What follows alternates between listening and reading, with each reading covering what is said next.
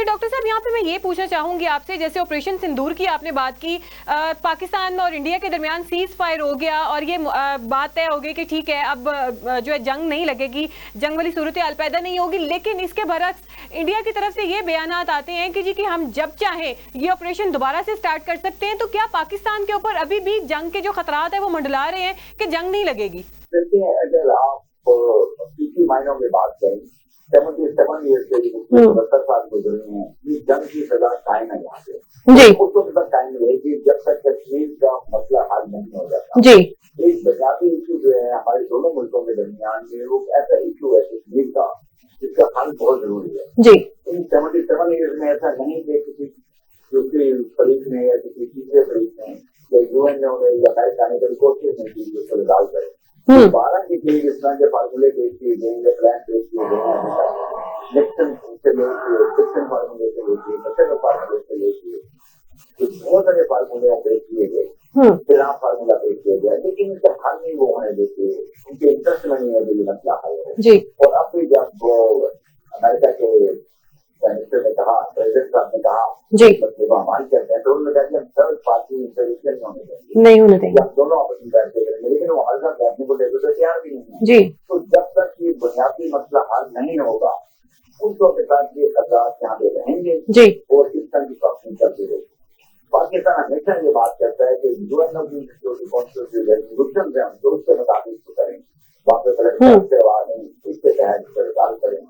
बहुत सारे मैंने कहना है इसमें फार्मूले आते हैं टाइम टू टाइम पेश करते हैं। जो मशरफ साहब का दो मशरफ फार्मूला था वो बहुत जबरदस्त था।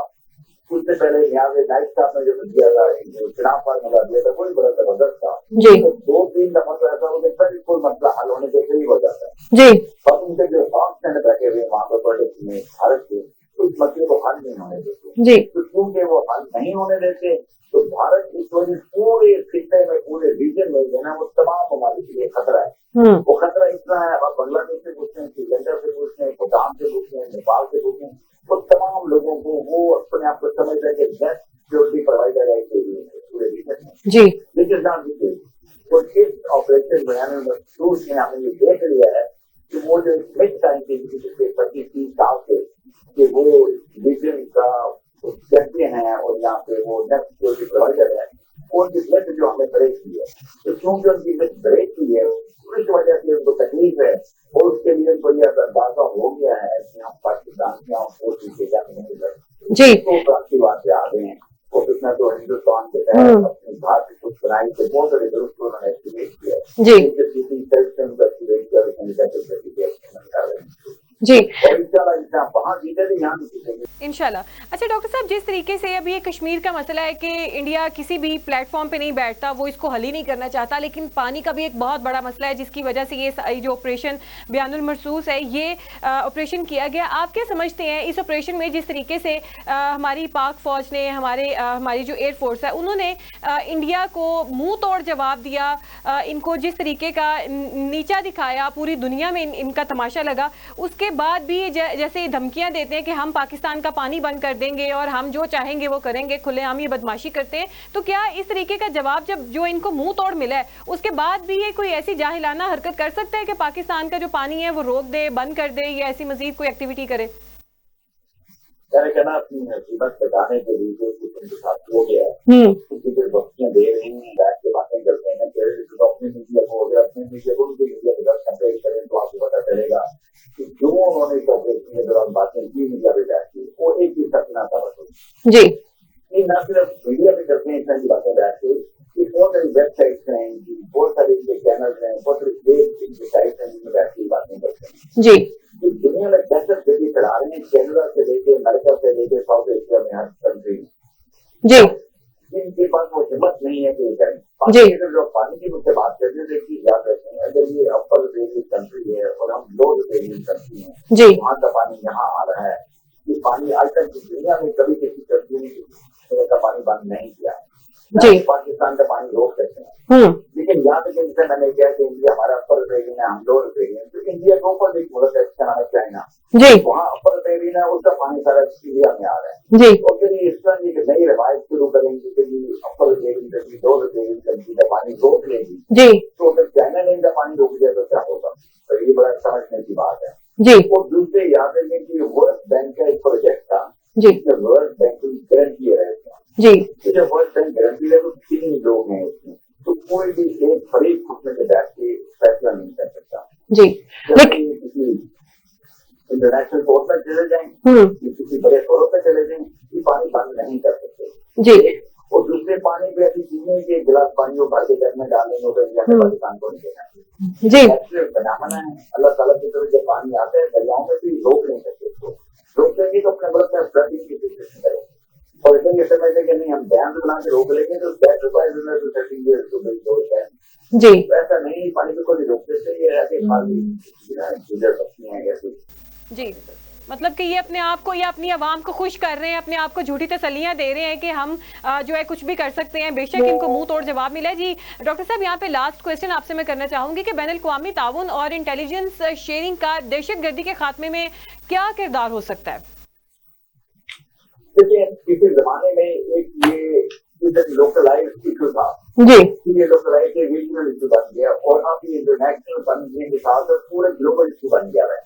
तमाम लोगों ने मिलकर करने ये काफी बार इशू हो गया है और तमाम लोग मिलकर करेंगे इंटेलिजेंस बेस्ड ऑपरेशन करेंगे तो तब तमाम लोगों को कामयाबी होगी। और आप गल्फ रीजन की बात कर रहे हैं, आप साउथ एशिया की बात कर रहे हैं, किसी भी रीजन में अब वो बात नहीं रही कि एक कंट्री में बैठ के आप कुछ इंडिपेंडेंट डिसीजन ले सकते हैं या फैसले कर सकते हैं। अब फिर जनरेशन वारफेयर का दौर है, डिजिटल वार आ चुकी है और पूरी जो निज़ाम है चाहे वो आपकी लोकल गवर्नमेंट हो, सवाई सतह पे हो, वफाकी सतह पे हो या रीजनल हो, इंटरनेशनल हो, तमाम कंट्रीज ने तमाम ऑर्गेनाइजेशन ने इवन जो सिक्योरिटी एजेंसीज इन्होंने मिल के इंटेलिजेंस शेयरिंग करनी है, एक दूसरे को इत्तलात देनी है। जी सर, परसों एक बहुत मैं समझती हूँ अच्छी बात हुई है, वो ये कि गवादर पोर्ट जो है उसको मुकम्मल तौर पे फाल कर दिया गया है। आप क्या समझते हैं कि कितना खुशाइन है ये पाकिस्तान के लिए? ये पाकिस्तान के लिए न सिर्फ हुसैन है बल्कि पूरे रीजन के लिए बहुत बड़ी खबर है कि वाली चीज को उन्हें फाल कर दिया। जी इसी तरह आपको पता है ईरान में जो सुप्रीम कोर्ट की बाहर बोल दिया वो नीति को भी इनसे वापस ले जी तो बिल्कुल सर, इस तरीके से ये कि पाकिस्तान में जो है वो खुशहाली आएगी और जिस तरीके से ये आमदोरफ्त होगी तो बेरोजगारी भी यकीनन खत्म होगी। क्या कहते हैं सर आप इस बारे? खत्म होगी, पाकिस्तान स्टेबल होगा? जरूरत है हमारा जो रोड नेटवर्क है, जो हमारा रेलवे का इंफ्रास्ट्रक्चर है, ये थोड़ा सा हमें कनेक्टिविटी की जरूरत है इंटरनेट के साथ। ये गवादर पोर्ट है, अगर हमारा मोटरवे बन गए, हमारे हाईवे बन गए और हमारी सड़कें जो कनेक्टिविटी कंप्लीट हो जाए जो कि होने वाली है जी तो बहुत ज्यादा मसर होगा और इसके ना सिर्फ चाइना को फायदा होगा बल्कि किसी कैलकुलेशन स्टेट बैंक को फायदा होगा, जी रशिया को फायदा होगा, इवन ईरान और अफगानिस्तान को फायदा होगा हमारी पोर्ट से। जी ईरान बिकम बीच की पोर्ट है गवादर की आवाज को पूरे रीजन में जो जितनी भी कंट्रीज हैं सबको फायदा होगा इसके बीच की पोर्ट होने की वजह से। जी इसकी जो स्ट्रेटेजिक लोकेशन है वो बहुत इम्पोर्टेंट है तमाम रीजन के लिए, तो सबको इससे फायदा होगा और इंशाल्लाह पाकिस्तान में खाली का रोड आप देखिए SIFC में बैठ के जो आजकल फैसले हो रहे हैं जी उससे बेहतर फैसले पहले कभी नहीं हो और आइंदा इंशाल्लाह उसके असर आप देखेंगे पाकिस्तान में बहुत अच्छे साथ आने वाले और खुशहाली आने वाले पाकिस्तान में। जी बिल्कुल, बहुत बहुत शुक्रिया डॉक्टर साहब, आप हमारे साथ मौजूद थे और बहुत ज़बरदस्त बातें की और खुशखबरी भी दी उन्होंने पाकिस्तान के लिए कि पाकिस्तान जो है वो मुस्तहकम हो जाएगा। जिस तरीके से ये गवादर का जो पोर्ट है इसको मुकम्मल तौर पर फॉल कर दिया गया है, इसमें जो इनकी बहरी सर्विसेज हैं इनको ओपन कर दिया गया है और ये पाकिस्तान में खुशहाली ही लेके आएंगे क्योंकि आमदोरफ्त का सिलसिला जो है ये बढ़ जाएगा, इससे महंगाई जो है वो ख़त्म होगी, इसमें जो बेरोज़गारी है वो ख़त्म होगी। तो इसके अलावा नाज़रीन, हमने आज के प्रोग्राम में बात की थी सवात ये सानहे के ऊपर, इसके अलावा दहशतगर्दी के ऊपर और इंडिया पाकिस्तान की जो जंग की कैफियत रही है उसके ऊपर बात की। इस पे जो है डॉक्टर साहब ने बड़ी खूबसूरत बात की कि वो गिद्दड़ भपकियाँ अपने आप को दे रहा है और तीसमार खान बना हुआ है, अपने आप को खुश कर रहा है, चले करता रहे वो खुश, लेकिन पाकिस्तान